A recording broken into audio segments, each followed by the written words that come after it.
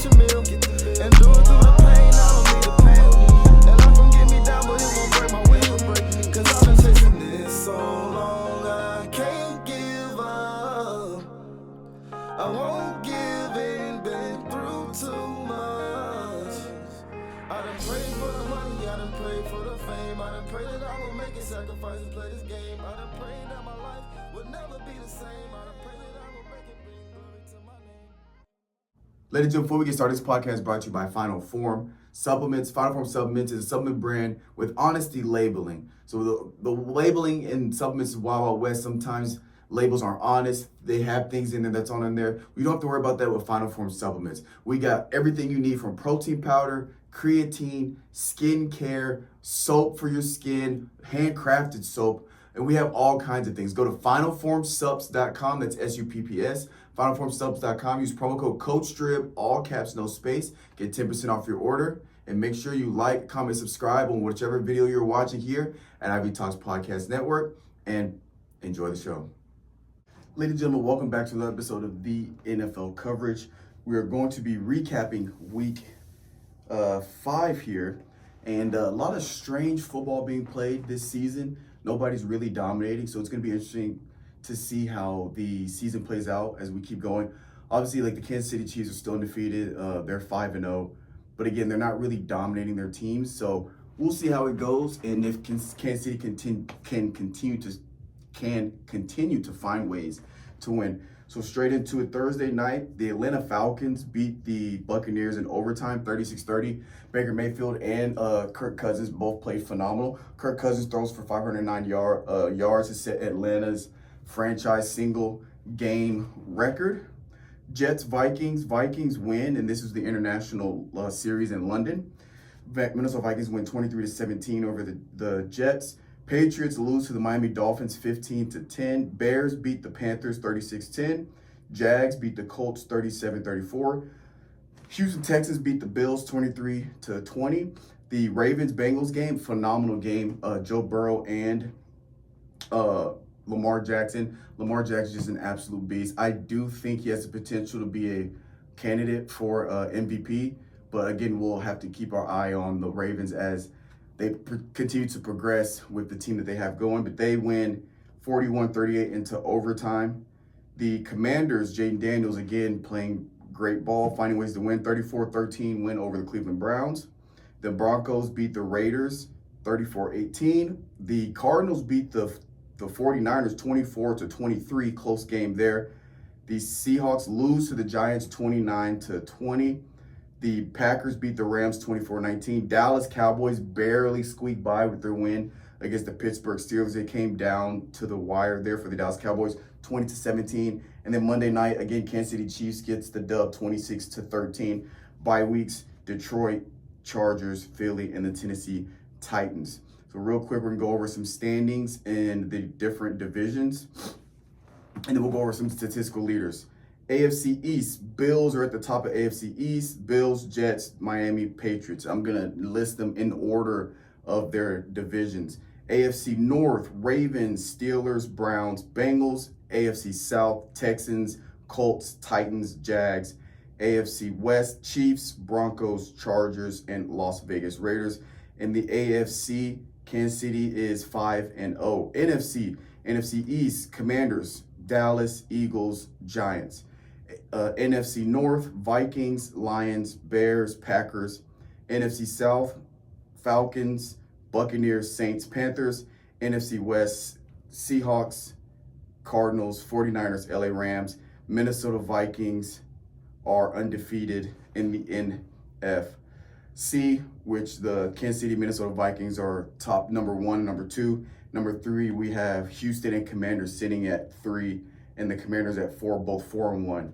There, so watch the Commanders. I think that Houston Texans, I don't think anybody's really surprised. The way they finished out the season last year, we kind of figured they'd have a pretty strong start this year with C.J. Stroud playing phenomenal. And in the Washington Commanders, I don't know if anybody expected Jaden Daniels to come out his rookie year and play this phenomenal. But again, Heisman Trophy winner. So again, it's not really a surprise, but as a team, Washington Commanders being in the mix there can kind of come to surprise some people. So now we're going to go over statistical leaders. Sitting at number 1 in passing yards, surprisingly there. Geno Smith at 1,466. Dak Prescott sitting there at 2. Passing touchdowns, Joe Burrow at 12. Sam Darnold at 11. And Baker Mayfield tied for second. Receiving yards, Nico Collins at 567. Jamar Chase sitting there at second. Receiving touchdowns, Mike Evans at 5. Tied with Jamar Chase at 5 touchdowns. Rushing yards, King Henry is on top at 572. Number 2 is Jordan Mason for San Francisco 49ers. Rushing touchdowns, again, Derrick Henry, but he is tied for first with Kyron Williams for the LA Rams. Interceptions, number 1, Xavier McKinney for Green Bay Packers. Number 2 is Kirby Joseph for the Detroit Lions. Defensive tackles, we have EJ Speed at 54 for the Colts. He's tied with Robert, I believe his name's Spillane, for the Raiders. I'm sorry if I butchered his name. He's tied for first. They both have 54. Sacks still at the top. Aiden Hutchinson at 6.5 for the Detroit Lions, and tied for second is Kyle Von Noy at 6, tied for second with Dexter Lawrence for the Ravens for the sacks, and they're both tied at 6 sacks. Now, looking forward to what we have going on week 6 starting tomorrow.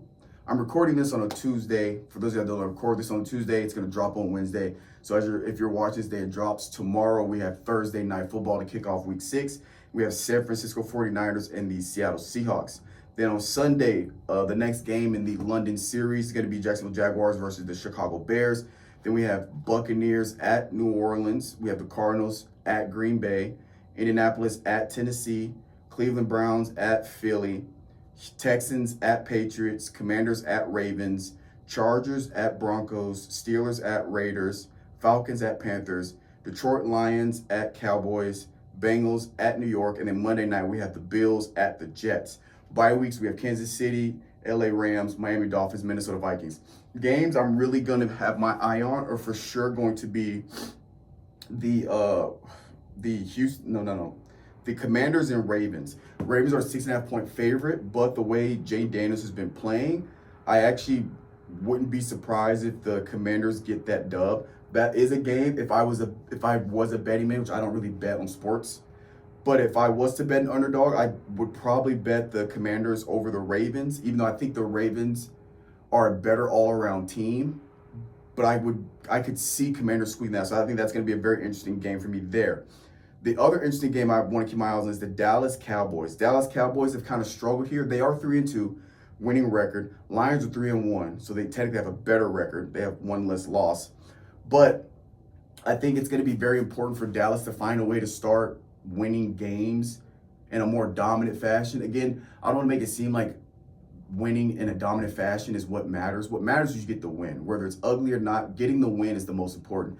But this early on in the season, I do think you have to start figuring it out and starting to click offensively and click defensively to start playing your best ball, because you want to go in, you want to start fixing the mistakes. Mistakes you have early on in the season, you want to start fixing those. So midway through the season, you start clicking. Towards the end of the season is when you're playing your best ball, and you want to keep that momentum going into the playoffs. So this, I believe, is going to be a good test for the Dallas Cowboys with that, with the defense for the Detroit Lions, because they have the number 4 rushing defense. So I'm curious to see how that game goes and see if Dak can get it figured out, can get going there. He's starting to throw. He threw some interceptions last game. See if they can get it clicking. Besides that, I think that's pretty much it. I kind of have my eyes on the Buffalo Bills, New York Jets. New York Jets just fired their head coach. But again, when you got a team like the Jets, that defense is absolutely phenomenal. Again, they have the number 2 defense. So anytime you have a top 5 defense, you can win any game. I believe if you have a top 5 defense, especially top 2 or 3, I think you have a chance to win any ball game.